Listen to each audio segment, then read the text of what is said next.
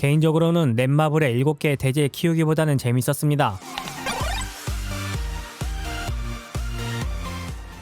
현실과 타협한 액션 스퀘어의 3국 블레이드 키우기를 해봤습니다. 그동안 액션 스퀘어는 유행을 따르기보다 본인들의 기린 액션 게임들을 많이 출시해서 개인적으로 좋아했던 게임사인데요. 결과적으로 출시하는 게임마다 전부 서비스 종료를 하게 되죠.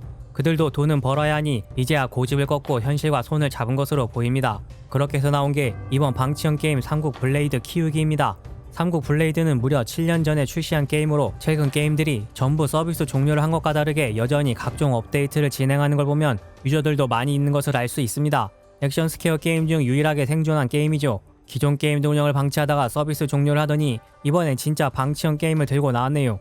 이미 해외에서는 서비스 중인 게임이며 현재 한국에서는 사전 예약을 진행 중입니다.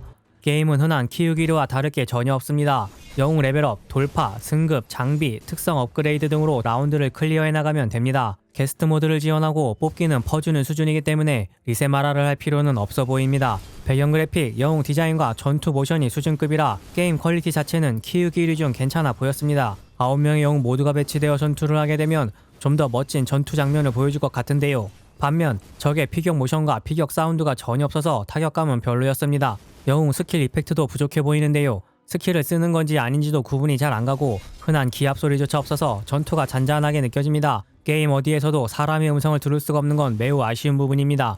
3국 블레이드 IP를 활용했다고 하는데 영웅 정보창에 더빙도 없고 요즘 흔한 라이브 2D도 아닌 걸 보면 3국 블레이드 IP 활용이 아니라 그냥 삼국지 IP를 활용한 게 아닐까요?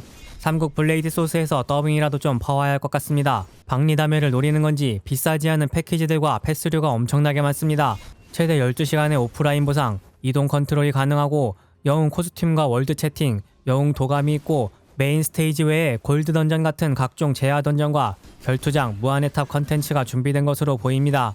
개인적으로는 넷마블의 7개의 대제 키우기보다는 재밌었습니다. 하지만 최근 액션 스퀘어와 하이브 IM의 운영 리스크를 또 한번 얘기할 수밖에 없는데요. 제대로 된 라운지나 카페 없이 디스코드로만 운영을 하며 그나마도 1개월 정도 공지사항과 패치노트를 올리다가 그대로 잠수를 타버렸던 게임사인 만큼 이번에도 돈이 안 된다 싶으면 가차없이 벌어질 게 예상되니 초반부터 너무 과한 투자는 안 하시는 걸 추천합니다. 후반부 게임 플레이 영상과 주요 컨텐츠 타임 본문에 남깁니다. 구독, 시청 감사합니다.